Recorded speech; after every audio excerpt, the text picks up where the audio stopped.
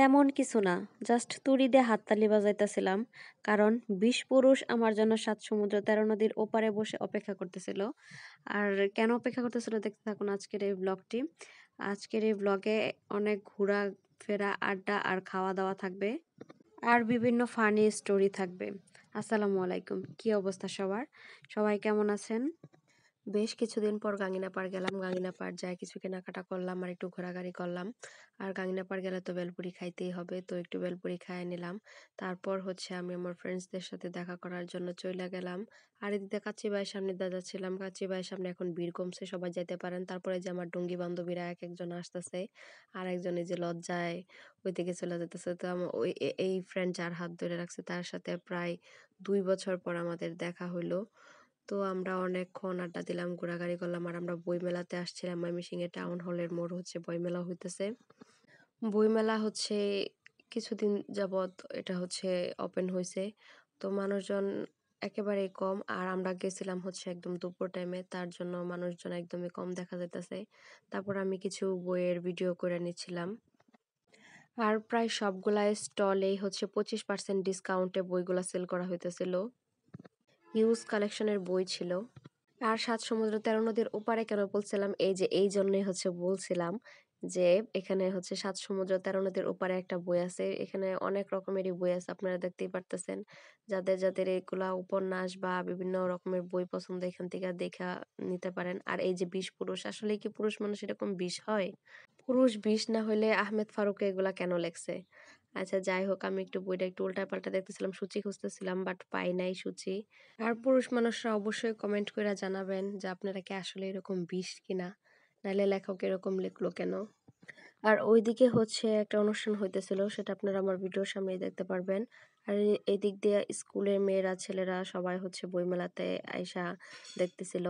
আর এদিক দিয়ে দেখেন একটা ভূতের গল্পের বই, ২ বাংলার শ্রেষ্ঠ ভূতের গল্প আর কি, মানে এপার বাংলা ওপার বাংলার এখানে শ্রেষ্ঠ ভূতের গল্পগুলার এখানে লেখা আছে। আর লিটন ওয়ান, এই বইটা দেখে আমার কাছে ইন্টারেস্টিং লাগছে, কারণ পূর্ণিমার মেরিল প্রথম আলোর একটা অনুষ্ঠানের মধ্যে পূর্ণিমা আর ফেরদৌস খুব দুষ্টামি করতেছিল যে লিটনের ফ্ল্যাট এরকম এরকম বইলা ফানি ভিডিও করতেছিল আর কি তারা। তো যাই হোক, এখানে বাচ্চাদের জন্য এখানে অনেক কিছু আছে দেখেন। এখানে বিভিন্ন রকমের আইশ্যাডো প্যালেটের মতন বাচ্চাদের হচ্ছে চিত্র আঁকার যে বুকগুলা যে আছে ওগুলা, তারপর আর্ট করার খাতা, তারপর বই, এখানে মজার মজার জিনিসগুলো আছে বাচ্চাদের জন্য। ওদের জন্য এই ডিজাইন বুকগুলা নিলে ওরা অবশ্যই খুব খুশি হবে। আর আমি বইগুলো একটু খুলে খুলে দেখাইতেছি যাতে আপনাদের একটু সুবিধা হয় বাচ্চাদের জন্য নেওয়ার। খুবই সুন্দর সুন্দর আর্ট গুলা এখানে দেওয়া আছে, আর্টের বুক। এগুলা নিলে বাচ্চারা শিখার মতন একটা বই হবে আর কি। আর বাচ্চারা তো এমনিতেই খুব কালারফুল কালারফুল জিনিস দেখতেই তো ওরা খুব পছন্দ করে। বাচ্চারা আসলে খেলতে খেলতেই পড়াশোনা করতে খুবই তারা আনন্দ পায়। আর আমার কাছে বাচ্চাদের জন্য এই বুকগুলা সত্যি খুবই ভালো লাগছে, তার জন্য একটু আপনাদেরকে দেখাই দিতেছিলাম। আর এদিক দিয়ে আমরা বান্ধবীরা একটু ঢং টং করতেছিলাম। ২ গ্রাম্যবধূর হাত ধরে রাখছিলাম। গ্রাম্যবধূ বলার কারণ তারাই আমারে বলছে যে এইটুকু কিন্তু অবশ্যই বলবে। আর এদিক দিয়ে আমরা একটু দুষ্টামি করতেছিলাম, একজনে ওরে ২ বছর পরে পাই আমরা দুজনে মিলে একটু যাইতা জুইতা দিতেছিলাম। আর এখানে একটা কম্পিটিশন হচ্ছিল, সেটার মধ্যে যারা যারা ফার্স্ট সেকেন্ড থার্ড হয়েছে তাদের নামগুলো অ্যানাউন্স করা হইতেছিল। সবাই তালি দিতেছিল, যেহেতু আমার হাতে ফোন ছিল তাই আমি তুড়ি দিয়ে আর কি তালি দিতেছিলাম। আর এদিক দিয়ে পরে আমরা রিক্সা হলাম, আমার কাছে রিক্সা খুঁজতেছিলাম যে আমরা হচ্ছে একটু পার্কের থেকে বেড়ায় আসি। তো এক এক করে আমরা হচ্ছে রিক্সায় উঠে গেলাম। তো সবাই রিক্সায় উঠা তারপর পার্কের এই সাইডটা একটু ভিডিও করে নিলাম। আর এটা তো হচ্ছে চিরচেনা জায়গা ময়মনসিংহ মানুষের। তারপর ব্যাট বল চত্বর হয়ে আমরা সোজা নিচে চলে গেলাম খাউন ইন ডাউনের মধ্যে। বাট আফসোস যে এখন পর্যন্ত এই স্টলটা অন হয় নাই, মানে এটা মনে হয় সন্ধ্যার সময় বা সন্ধ্যার পরে এই স্টলটা অন করে।